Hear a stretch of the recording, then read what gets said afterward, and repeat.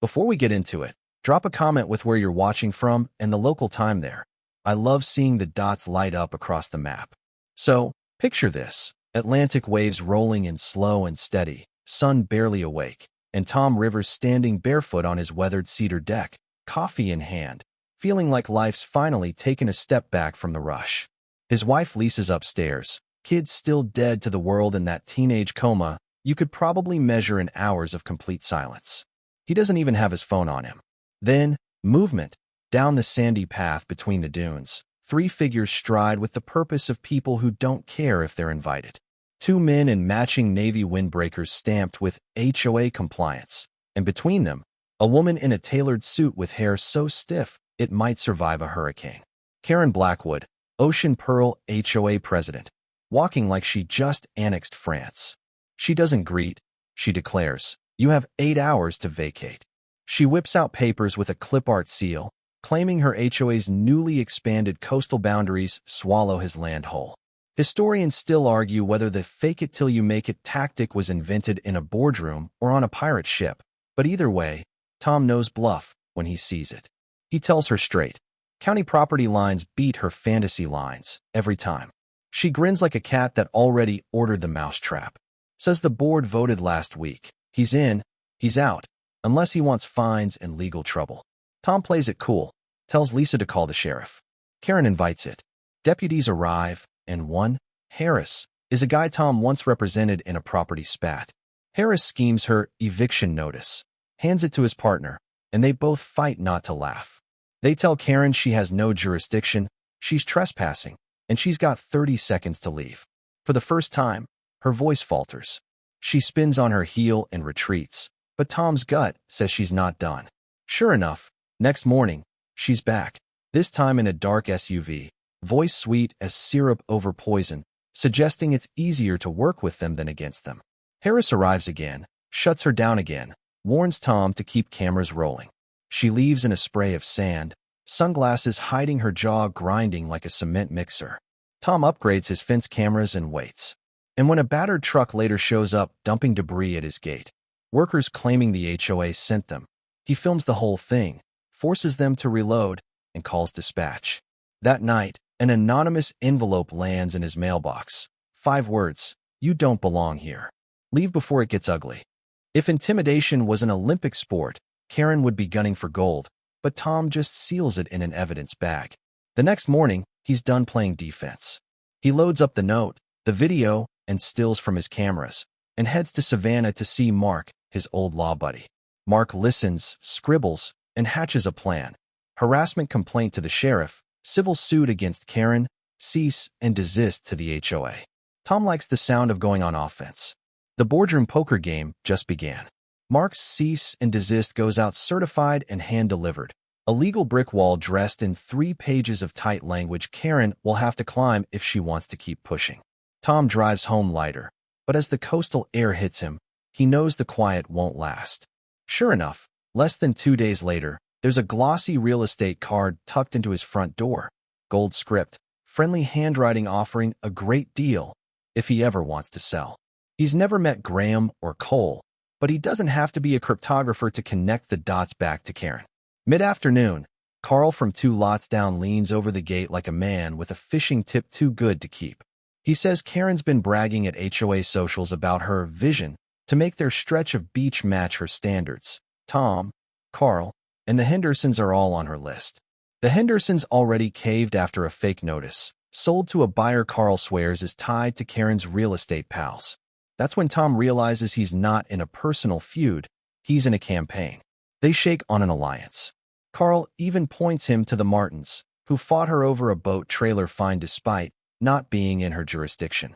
The Martins hand over a manila folder thick with letters, emails, even a deed proving she knew she had no authority, but find them anyway to set an example. Historians still argue whether setting an example started in the military or middle school cliques, but here it's weaponized bureaucracy. Tom now has sworn statements, property records, and enough patterns to make a judge see malice, not mistake. Then Carl calls at dawn. Check the HOA website before they take it down. There it is, a shiny map of updated coastal boundaries dated 2 weeks back. with 3 new parcels highlighted: Tom's, Carl's, and the Hendersons. It's signed by Karen herself. Tom screenshots every angle, saves the HTML, sends it to Mark. Mark's voice over the phone is practically grinning. Public misrepresentation, fraud claim ready to fire. By afternoon, an emergency motion for a restraining order is filed, now including Carl and the Hendersons. The judge sets a hearing for the following week. Legal warp speed.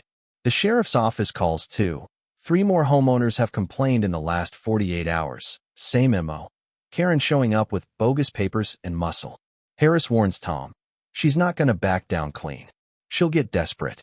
That warning proves prophetic the next morning when a small excavator idles just beyond Tom's fence, operator claiming a work order to bring the property into compliance. Tom films, warns him he's trespassing, and the guy bails before the bucket hits soil. Another gift for the evidence pile. Mark subpoenas 6 months of HOA internal comms, and it's a fishing trip both men know might haul in a whale. Meanwhile, the Martins deliver a thumb drive of every email Karen ever sent them, including one where she admits knowing their outside HOA authority, but finds them anyway. Carl finds 2 more former owners willing to testify they sold under pressure. Every page, every affidavit is another nail, and Tom can feel the frame tightening around Karen's scheme. The courthouse in Savannah smells faintly of varnish and old paper, the kind of place where every footstep echoes like it's being judged. Tom arrives early, choosing a seat where Karen will have to see him first. She sweeps in 20 minutes later, flanked by 2 board members and a lawyer who wears his discomfort like an expensive suit that doesn't fit. Mark leans in. Randall Peters, aggressive in depositions, folds when the pile gets high enough. The judge wastes no breath. This is an emergency hearing on harassment, trespassing, and fraudulent boundary claims. Mark lays it out in a sequence so tight it feels choreographed. Real county maps, the fake HOA map, eviction notice, sheriff's laughter caught on body cam, sworn statements from Carl, the Martins, even the Hendersons. Then he plays the crown jewel, an internal HOA email where Karen writes, "We have to get him out. The property will triple in value once it's under HOA control. Use whatever compliance measures necessary. Don't give him room to breathe." You could feel the oxygen leave the room. Peters tries to spin it as good faith misunderstandings, but Mark slices that down. Good faith doesn't include falsifying maps, ordering work crews, or issuing threats. The judge asks Karen if she approved the map.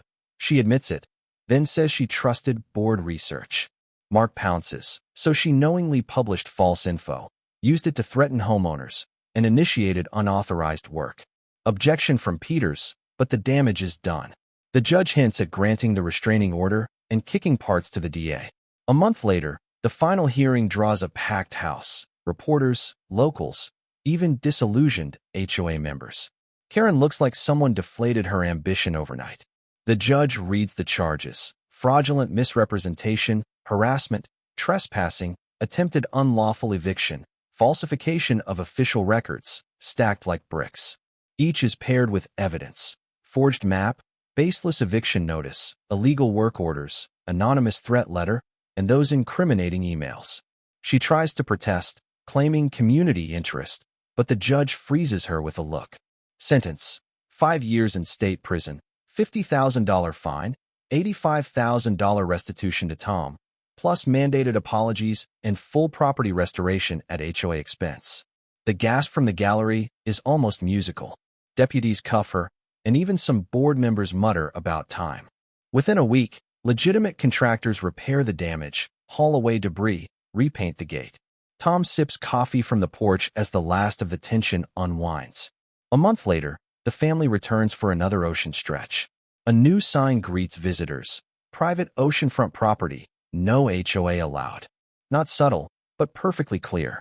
One evening, Carl shows up with 2 beers, says Tom probably saved a lot of people. Tom smiles. If ruining Karen's empire was a side effect, he'll call it a bonus. They sit listening to waves and gulls. No maps, no subpoenas, just home, exactly where he belongs. And now the tide rolls softer, the light sinking into a long stretch of calm that feels like it might hold. The wind carries only salt and the sound of water folding over itself. No tires crunching on gravel, No voices cutting through the air with demands or threats. Even the gulls seem quieter, as if the whole coastline has taken one deep breath. Lisa's laughter drifts from the porch. The kids' footsteps scatter sand down by the surf, and Tom lets the horizon fill his eyes without thinking of fences, boundaries, or courtroom dates. The ocean has a way of reminding you that lines on paper mean nothing to the tide. It comes and goes, patient, unbothered by whoever claims to own it. Somewhere beyond the dunes, life keeps moving. But here, in this thin strip where the land meets the sea, the noise can't quite reach. And as the sun folds itself into the water, the last colors stretching long and slow, his shoulders loosen into the evening. For the first time in too long, he knows the fight is behind him, and the quiet he's keeping now is his to keep.